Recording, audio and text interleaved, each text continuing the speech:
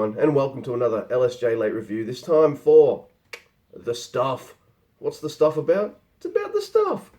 The stuff is this white stuff that if you eat enough of it, it takes you over. It can move, it can do all sorts of weird stuff. Just think of The Blob, really. And, alright, this movie is like what would happen if The Blob and Invasion of the Body Snatchers had a B grade baby, and this is what you get. Mind you, they're B grade movies themselves, but that's pretty much the gist of the stuff. It is written and directed by a man named Larry Cohen. Check him out on IMDb. You have seen something that Larry Cohen has been a part of. I can almost guarantee it, 95% sure that you probably have. Now, this movie, The Stuff, it has two threads and they kind of converge. The first one I'll talk about is Michael Moriarty's part. He plays a guy named Mo Rutherford. He's a corporate saboteur, and a whole bunch of corporate idiots get together and they're like, we don't know what the stuff is, what it's made of, how to replicate it, nothing. So we want you to find out. Go and steal us the recipe for the stuff. And he takes the job. Now, oh my god, Mo Rutherford. I'm gutted that this character is not in at least 10 more movies because I really adore this character. He is smart, he is funny, he's pretty smooth, he's just all round fun and interesting to watch. You're never quite sure what's going to come out of his mouth, but it's usually pretty funny or really smart and cluey. So he goes off to investigate the stuff. Now there's another thread that starts early on and they converge pretty much not long after that. But another one is this little boy who he sees the stuff move in his fridge one night. He gets up and he's fucking hungry. He gets up to have some food and the stuff is moving and then he freaks out and he goes on a fucking rampage against the stuff. There's a little problem with this. Alright, Mo Rutherford has problems with the stuff because like he'll come across like the stuff zombies and the stuff will actually come after him and things like that. Whereas for this young boy, all it does is move in the fridge and he's like, evil, that's evil, gotta get rid of that, it's evil. And you see him like going to a supermarket and running through it and trashing the supermarket, destroying only the stuff, as much of the stuff as he can possibly ruin and destroy for people to eat. It takes 3 people in the supermarket, 3 adults, to take this little boy down. Now, eventually, Mo saves him, and their stories kind of converge from there. The characters in this movie are really wonderful, not always well acted. Some of the acting here is top notch, and some of it here is very B grade and not up to snuff. The little boy, probably not the strongest actor, but his character is pretty cool. I'm pretty sure Garrett Moss, who plays Chocolate Chip Charlie, forgets all his lines.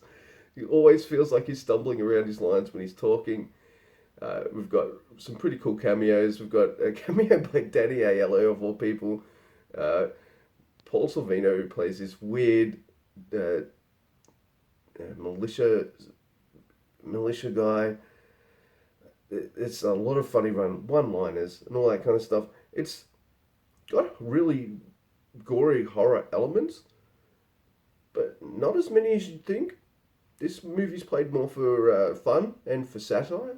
So it's more of a social satire, really. Like you've got stuff commercials, you've got the stuff everywhere in stores and stuff. You've got corporate people and government people who just push the stuff out rather than having it properly tested and all this kind of stuff.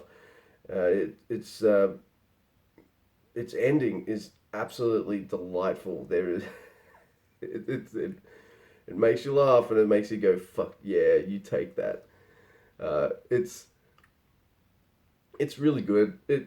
It's poking fun at 80s consumerist culture. It's never boring.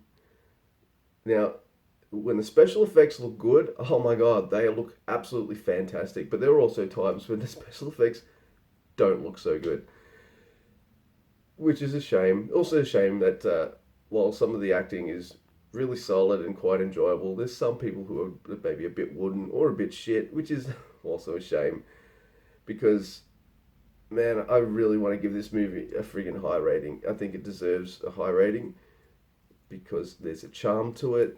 It holds up. It's interesting. It's absolutely hilarious. But I think it's got a few too many faults. As I said, not all the effects are up to scratch, and not all the acting's there as well. And the story is absolutely quite ridiculous. But I'm going to post here's my score. All right, it's a 6 out of 10.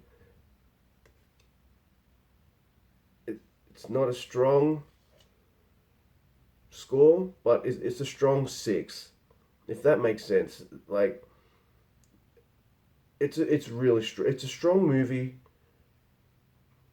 It's entertaining from start to finish. It's fun. It's got some really quality creative effects when they work. What I like, that's the thing though. It doesn't always work, but what I do appreciate is that they go for broke on it. So this movie tries. It's ambitious. It they get everything they want out of their small budget, and it's charming. You've got to see it. It's free on YouTube. I'm going to post the link down below. Hey, if you're going to stay indoors for a couple of weeks, you might need some fun, silly flicks to watch. This is one. You can do worse. Hey, I might have given it a 6, but it's a strong 6.